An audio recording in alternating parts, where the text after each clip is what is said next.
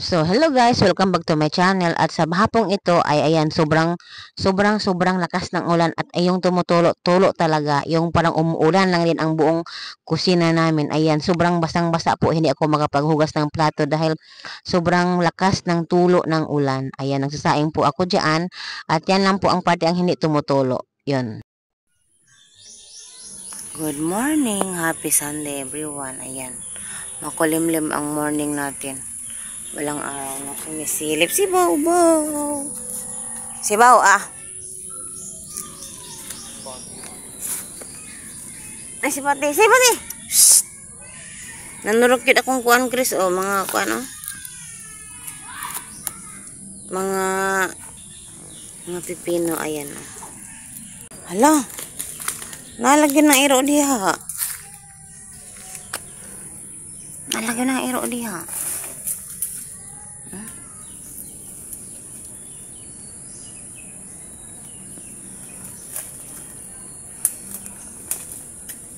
Wow.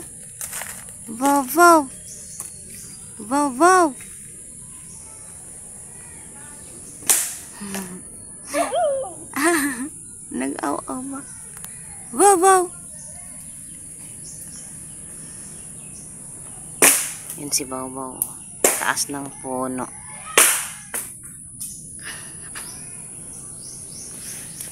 At ayun si Chris. Nagsisibak ng kahoy.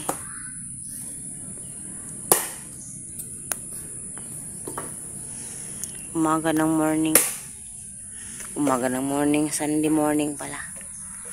Ang aga pa yan. Walang maulap, walang sinag-sinag yung araw.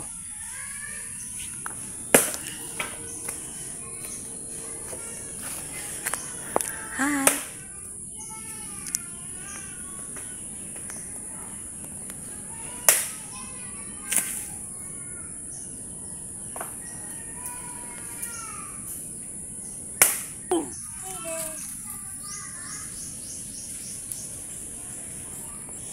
Ang mga kamote ko wala ng talbos. Halos ubos na. Lagi namin kinukuha ito. At yung mga tanglad ko, ayan, oh, hindi lang talaga dumadami. So yung patola, kailangan maghintay na mamunga. Namulaklak na sila.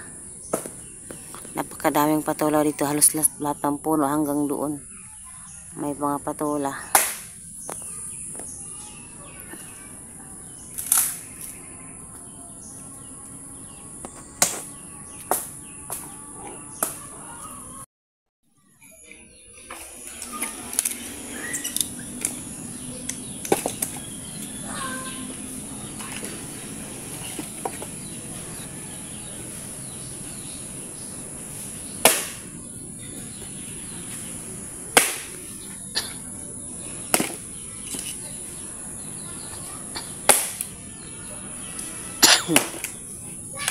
Good morning guys, happy Sunday at ako ngayon ay magsasaing dahil inutusan ako ni Chris magsaing, pagod yung mga kamay niya kasi dami po yung mga sinisibak niyang kahoy para makasaing ako at ayan.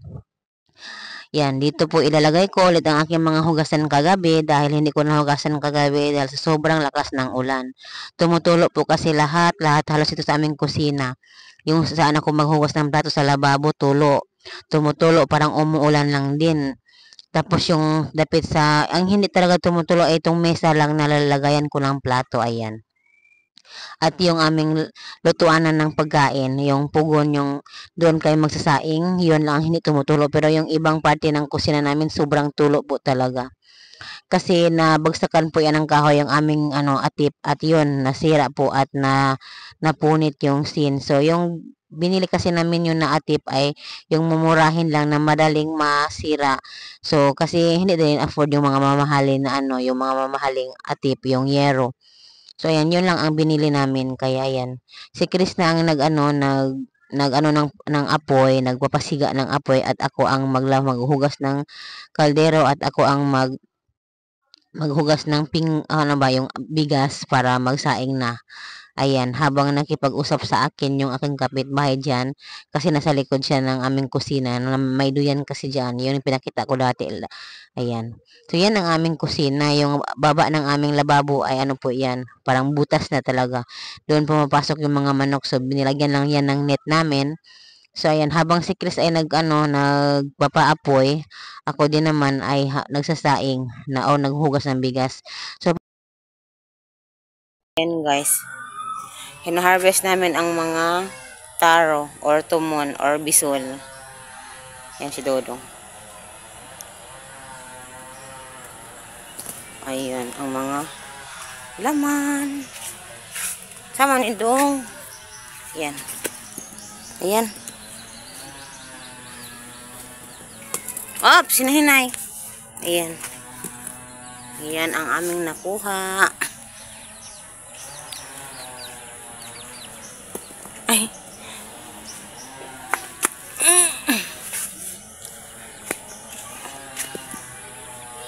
Malalaki yan, oh. Ay.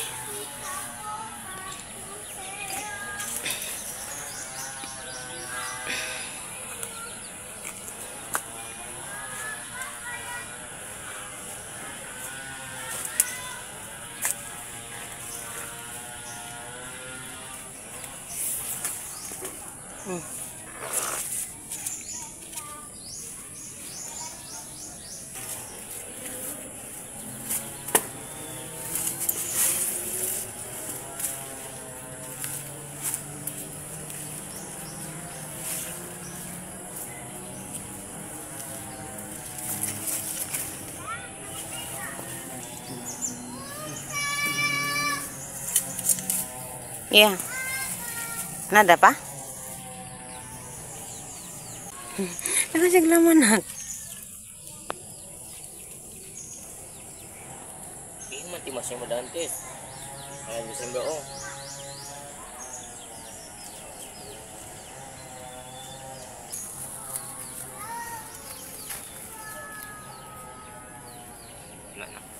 Wala na? Hila si para laki sa... Mangkil, ya, pe, tamira. Hindi daw.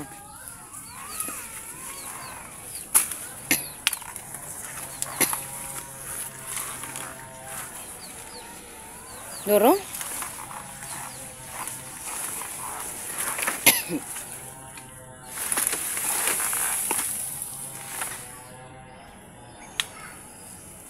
Wow.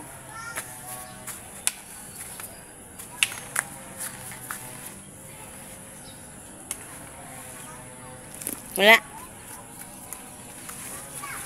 Meron si kunay dahil lang aling. Wow. Atong lugar daw.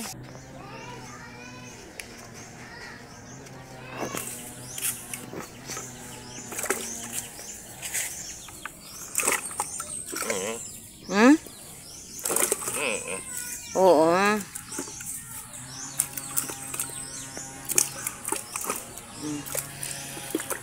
Tala. Ito ang nakuha namin lahat. Madami-dami. Ayan. Ilalaga ko daw ito sabi ni Dudong mamaya para pangtanghalian namin. Ayan. Ayan. Pangtanghalian namin ito mamaya. At yan. Ang iba, ginugulay ko ngayon para gawing agahan namin. Sunday po ngayon. Sunday, August 25. Ayan. Yun, ginagawa kong gulay. Tapos, may mga talbos-talbos doon. Kinuha ni Dodong. Iyon ang gagamitin ko na isasahog dito. Ayan. Pero yung... Ayan. So, that's all for today, guys. Ayan. Hindi ako magpapakita kasi wala akong ligo.